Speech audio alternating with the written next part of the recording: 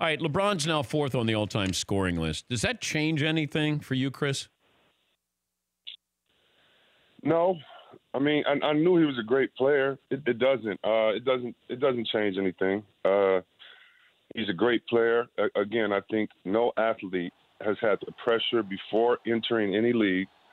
No athlete has had social media and that pressure. No athlete was paid $100 million from Nike before they came into play besides LeBron. So for him to pass every expectation, to me, that's the greatest accomplishment.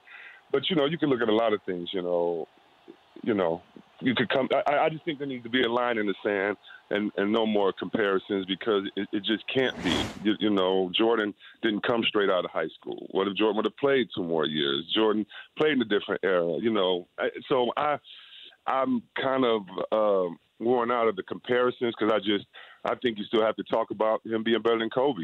You can't just jump up to Jordan. I don't think numbers just mean it, and I think maybe he is the greatest teammate of all time instead of individual players. So when you get into the weeds of it, I've heard some really good arguments, and I can agree with those. But the overall arguments, I'm not sure. Because one day Durant's going to break all of those, and I think Durant will actually break Kareem's record. So it means a lot that he did that, and I'm congratulations, very happy for him. But it doesn't do anything in the argument of who's better to me. Yeah, I was wondering about that because you played against these guys. So you're sort of that bridge guy that you know what Mike was like and obviously what LeBron is like. But I mean, you're right about Kobe. He sort of gets lost in this. I'm not sure why, but he's in between the two. But he's not given enough credit, I think, for what he did, how he did it, because he said, I'm going to be as good as – I'm going to go right at Mike. I'm going to have my number 24, not 23. Like, I'm going right at you. I want to be better than you. I'm going to play just like you did and have your same style. So if you're going to compare, the comparison is really Kobe to Mike, not LeBron to Mike. Yeah, and the vulnerability. That's something we really never I don't want to start nothing this morning, but when you really think about Kobe's style and Michael Jordan's style, they were going to will their teams to win. And if you couldn't shoot a shot in the corner, then I'm not passing it to you.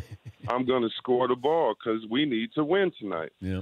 And so, me as a player that have gone I'm sure 3 for 20 in the game, and it hurts your feelings, and you got to come back to the next game. It's a little bit of an honor in that if you're not just taking bad shots every night, because it's messed up as a player when you shoot 3 for 17, 4 for 15, and if you wanted to, many times as a great player, you can keep it around 50% if you don't take any risk.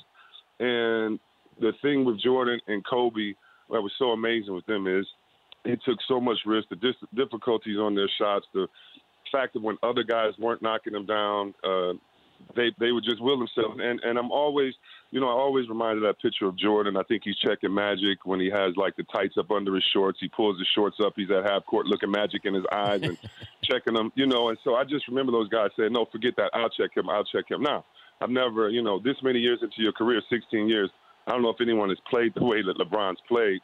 But I still think, it's a table, and he, Jordan, Kobe, all of them are at the table. I don't know if anyone necessarily is just at the head of the table because they're doing it today. That's all. For more Dan Patrick Show, tune to Audience Channel 239 on DirecTV or download the Dan Patrick Show app.